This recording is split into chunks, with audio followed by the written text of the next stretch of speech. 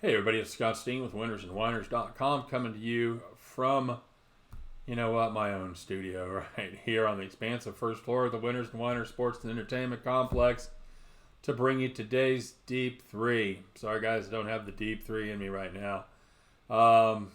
Taking a look. But first of all, good to be back. Of course, miss you guys. Not 100% yet. We're getting there. So this is going to be a very, very short video. We're gonna keep this very, very brief, and also, of course, we want to know what you're playing. Let us know what you're on today. However, because I am running behind, I still have to do all the bowl games.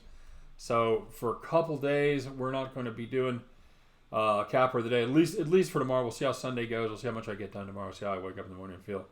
But I'm just buried right now as far as getting videos done in games capped. So, as always, you're welcome to put up your picks. I know the other cappers certainly appreciate it. But capper of the day will resume here, probably at the end of the weekend. All right, just to be honest with you guys. And of course, don't forget to check out winnersandwhiners.com, statsalt.com, deep dives into every game going on in America every single day. It's an invaluable resource as the bowl season approaches, as they've got. Each capper doing their own pick over there at Winners and Whiners and at StatSalt, two completely different views of the same game to help you make your decision. All right, so let's take a look. Let's take a look at what we got going on here. First of all, we've got the Makers Wanted Bahamas Bowl. That's by the way named after a industrial park up in Illinois, and they did the same thing last year. I think what it means is the bowl games don't cost that much to sponsor. All right. Plus, everybody gets a free trip to the Bahamas, so that's pretty cool. Everybody on the Makers Wanted Committee or whatever. So here's the deal, guys. It's the Buffalo Bulls against the Charlotte 49ers. I don't understand why they're the Charlotte 49ers anyway, but that's a rant for a different day. I'm taking a look at the over of 51 right here. This number has dropped from 56.5. Down to 51 most currently, and it's all because of the wind. There was a hellacious wind last year, if you remember that game, and it was a bad beat of epic proportions as they scored 2 touchdowns in the last 20 seconds to take the total over. I don't think we're going to need the heroics tomorrow. These are two different teams. It could get even lower than this once people start realizing that the wind is going to be a real factor. But the Bulls, they don't need to throw the ball to score, all right? They have scored 40 or more in 4 of their last 5 games. And their quarterback, Van Treese, his top total that he put up in that stretch was 208 yards. They have 2,000-yard rushers. They have an absolute stud of an offensive line that is just fantastic at road grading and opening up holes for those talented running backs. The 49ers... they have struggled against good teams. They have given up 30 points or more to 5 of the 6 bowl teams that they faced. They've got a little talent of their own on the offensive side. I wouldn't be surprised to see them put up, somewhere in the 17 range, 17 to 20 perhaps. But I think the Bulls, they're going to do most of the heavy lifting here in getting this one up and over the total of 51. And we're going to take a look at our nightcap, the bowl game, which is going to be the Frisco Bowl. It's the Tropical Smoothie Cafe. Oh, seriously. It's Kent State Golden Flashes against Utah State. Again, I'm on the dog side here. I'm on the over 67.5. These two teams have one thing in common, and neither play very much defense. Golden Flashes are especially bad against the run. Bright and Warren, the backs for Utah State, both average over 5 yards per carry, and it could be a long night for the Golden Flashes defense. And that's because I think Jordan Love, now that he has dodged the bullet there with getting caught with weed, which is he had possession of weed, but they didn't have weed. He had smoked it. Anyway, they're going to let him play, and I think that's important.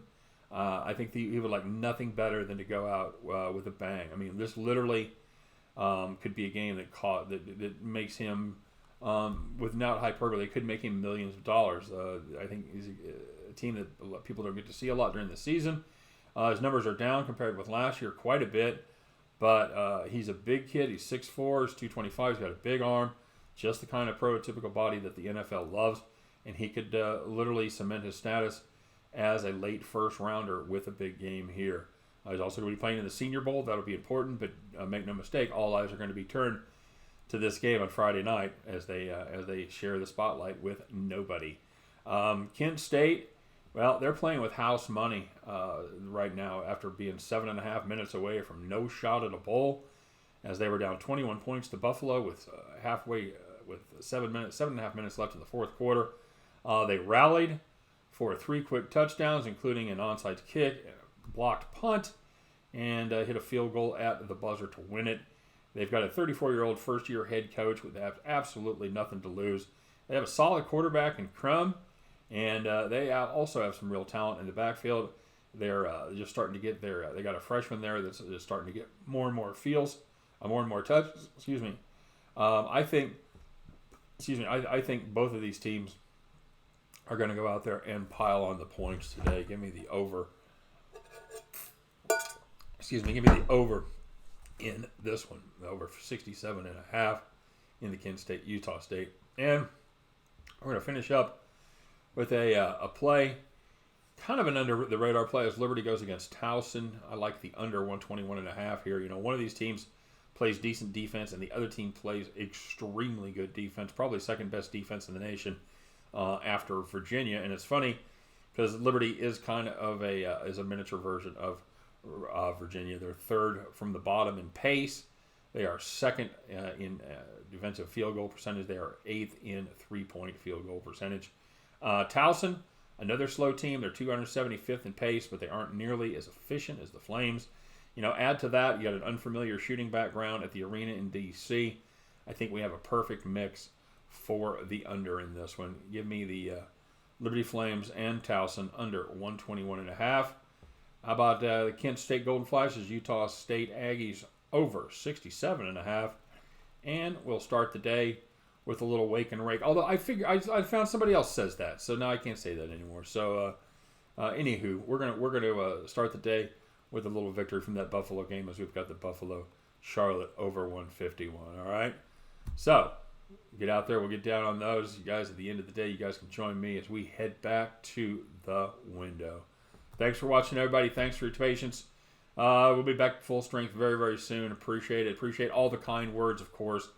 You guys are the best. Appreciate the love for Scott, and appreciate Scott. Special nod to Scott, who filled in at the last minute and really did a great job. Appreciate everything that he does. All right, guys, have a great day. Good luck on all your plays, and we'll see you next time. Take care.